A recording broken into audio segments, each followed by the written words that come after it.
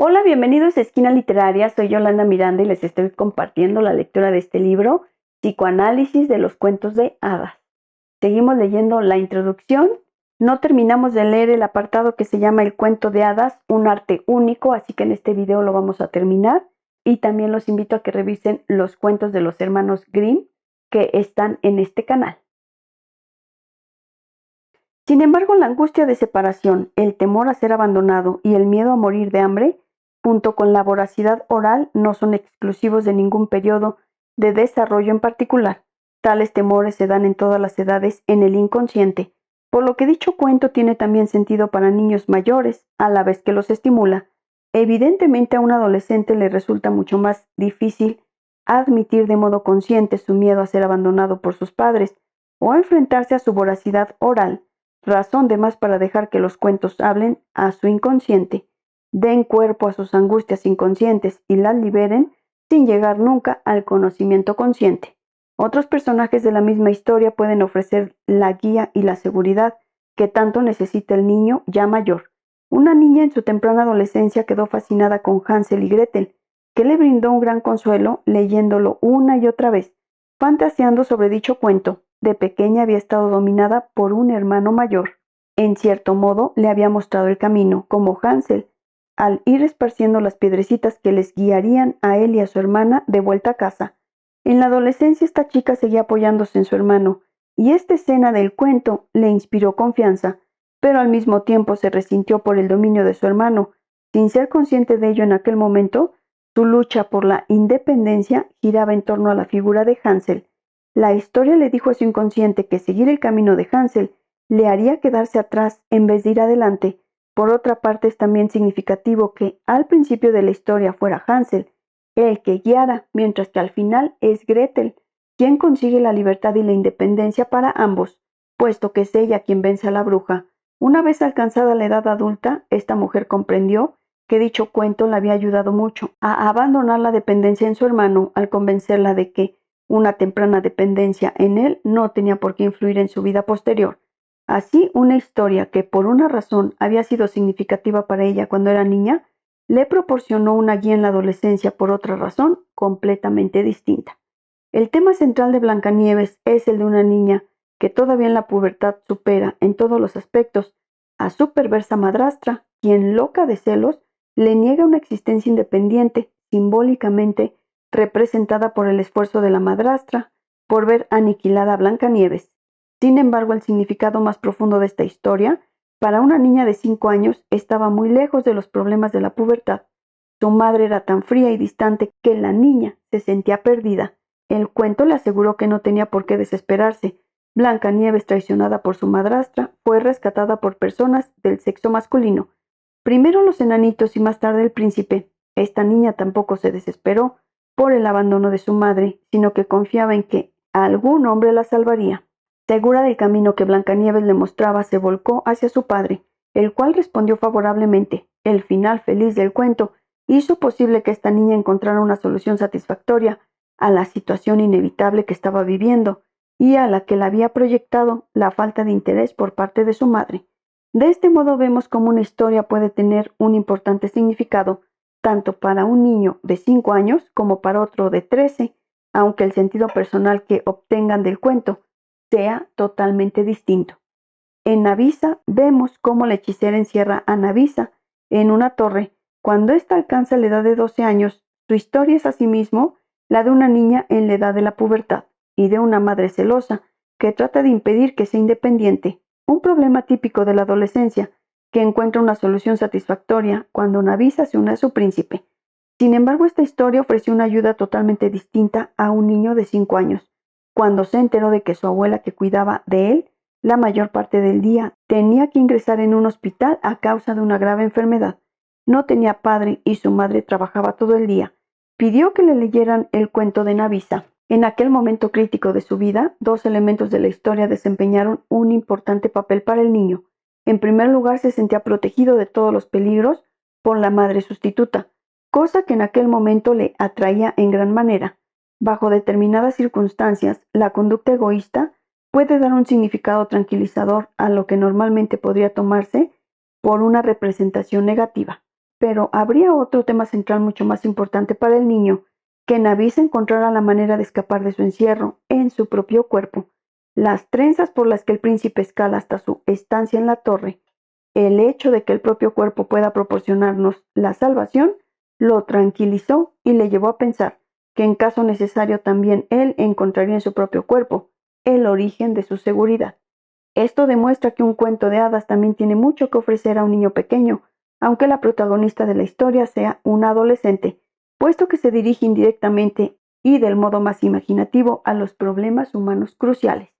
Estos ejemplos pueden ayudar a contrarrestar cualquier falsa impresión provocada por mi enfoque en los temas centrales de una historia y demostrar que los cuentos de hadas tienen un gran significado psicológico para los niños a todas las edades y de ambos sexos, sin tener en cuenta la edad y el sexo del héroe de la historia.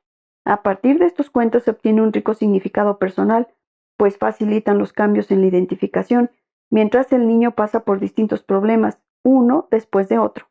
A la luz de su primera identificación con una Gretel satisfecha de ser guiada por Hansel, la posterior identificación del adolescente con una Gretel que vence a la bruja la hizo avanzar hacia la independencia, mucho más segura y confiada.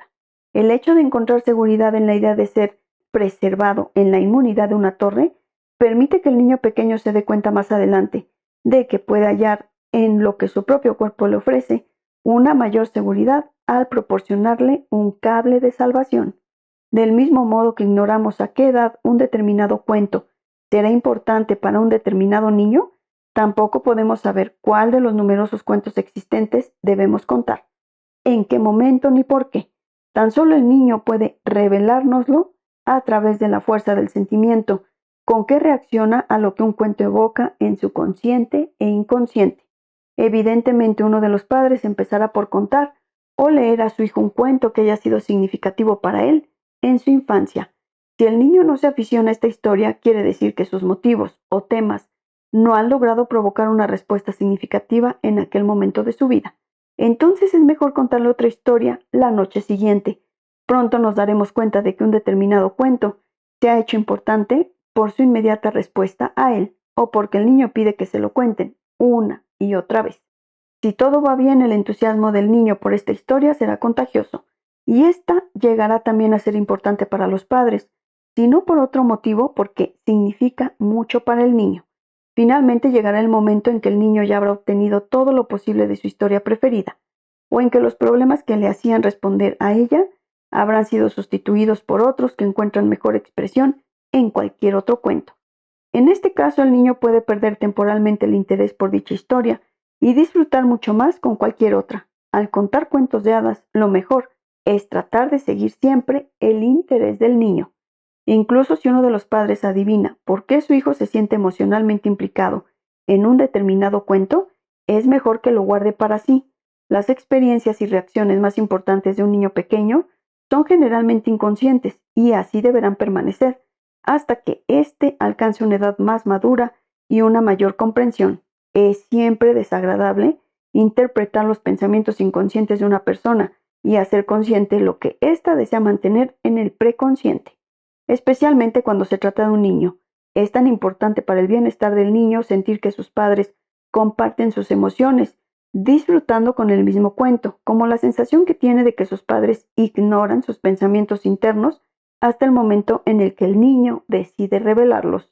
Si los padres dan muestra de conocerlos ya, el niño evita hacer a sus padres el regalo más valioso, es decir, evita compartir con ellos lo que hasta entonces fue algo secreto y privado para él.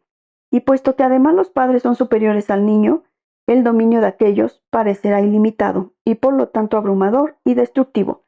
Si el pequeño ve que son capaces de leer sus pensamientos secretos, si el pequeño ve que son capaces de leer sus pensamientos secretos y de conocer sus más ocultos sentimientos, antes incluso de que el mismo niño sea consciente de ellos, si explicamos a un niño por qué un cuento de hadas puede llegar a ser tan fascinante para él, destruimos además el encanto de la historia, que depende en gran manera de la ignorancia del niño respecto a la causa que le hace agradable un cuento. La pérdida de esta capacidad de encanto lleva también consigo la pérdida del potencial que la historia posee para ayudar al niño a luchar por sí solo y a dominar el problema que ha hecho que la historia fuera significativa para él y ocupara un lugar predominante.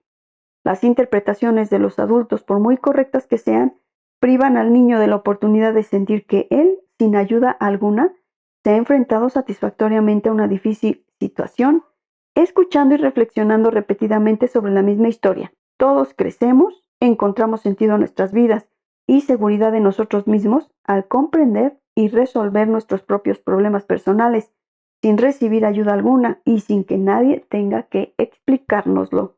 Los temas de los cuentos de hadas no son síntomas neuróticos, no son algo que estamos en posición de entender racionalmente y de lo que por lo tanto podemos deshacernos. Estos temas se experimentan como algo maravilloso, porque el niño se siente comprendido y apreciado en el fondo de sus sentimientos, esperanzas y ansiedades, sin que estos tengan que ser sacados e investigados a la áspera luz de la racionalidad que yace todavía tras ellos.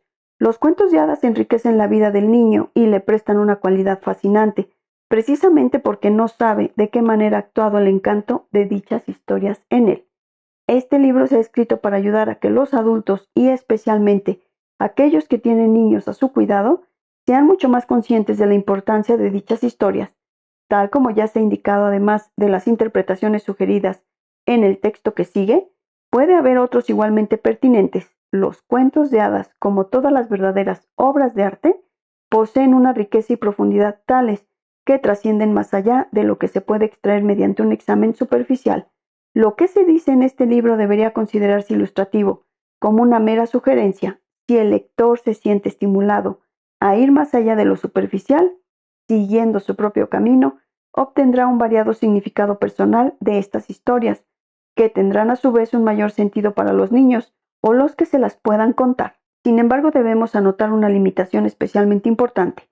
El verdadero significado e impacto de un cuento de hadas puede apreciarse, igual que puede experimentarse su encanto, solo a partir de la historia en su forma original. La descripción de los personajes significativos de un cuento da muy poca idea de lo que éste es en realidad, al igual que ocurre con la apreciación de un poema al escuchar el desenlace del mismo. No obstante, una descripción de las características principales es todo lo que esta obra puede ofrecer, si no se quieren volver a repetir las historias. Puesto que la mayoría de estos cuentos de hadas se pueden encontrar en otra parte, la pretensión es de que sea este libro, al mismo tiempo que se realiza una segunda lectura de los relatos que aquí se discuten, tanto si se trata de Caperucita Roja, Cenicienta o cualquier otro. Tan solo la historia permite una apreciación de su calidad poética y con ella una comprensión de cómo puede enriquecer a una mente sensible. Por fin terminamos la introducción de este libro, Psicoanálisis de los cuentos de hadas. Espero que les sea atractiva la lectura de este libro. Recuerden que ya en este canal hay varios cuentos de los hermanos Grimm, a los que va a hacer alusión esta lectura. También les recuerdo que, como les dije en el último video, vamos a ir publicando las lecturas cada que termine yo un capítulo. Así que estamos terminando la introducción y tengan un poco de paciencia para que les comparta el primer capítulo de este libro. Muchas gracias por escucharme.